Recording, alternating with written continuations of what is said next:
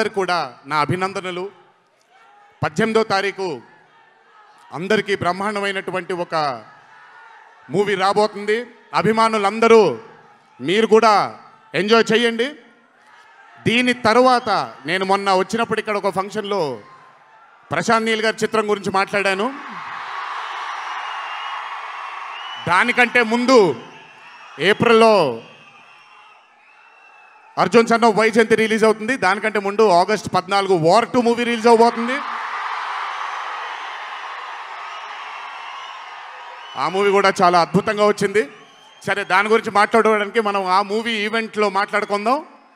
So ఆ movie కూడా రాబోతుంది. తప్పకుండా మిమ్మల్ని అలరిస్తుంది అని నేను అనుకుంటున్నాను. ఇక్కడికి వచ్చినందుకు మీ అందరికీ నా ధన్యవాదాలు. అన్నిటికంటే ముఖ్యంగా ఇక్కడి నుంచి వెళ్ళేటప్పుడు జాగ్రత్తగా వెళ్ళండి ఇంటికి. మీ తల్లిదండ్రులు, మీ భార్య పిల్లలు, మీ కుటుంబ సభ్యులు మీకోసం ఎదురు చూస్తూ ఉంటారు. ఎందుకంటే ఇక్కడ వచ్చినటువంటి ప్రతి అభిమాని, ఇక్కడికి రానటువంటి ప్రతి అభిమాని కూడా మాకు చాలా చాలా చాలా ముఖ్యం. నాన్నగారు ఉన్నప్పుడు ఇదే స్టేజ్ మీద నేను మాట అన్నాను, రుణం తీర్చుకుంటాను నాన్న, ఇంకో జన్మంటూ ఉంటే మీకు మళ్ళీ కొడుకుగా పుట్టి, కానీ ఈ జన్మ మాత్రం వీళ్ళకే అంకితం అని. ఈ జన్మ ఈ జీవితం మీకే అంకితం, మీ ప్రేమానురాగాల కోసమే అంకితం. కొంచెం ఎండలు తగ్గిన తరువాత, ఇప్పుడు ఎండల్లో మిమ్మల్ని కష్టపెట్టడం ఇష్టం లేదు, పగడ్బందీగా ప్లాన్ చేసి త్వరలోనే మిమ్మల్ని అందరినీ కలుసుకుంటాను.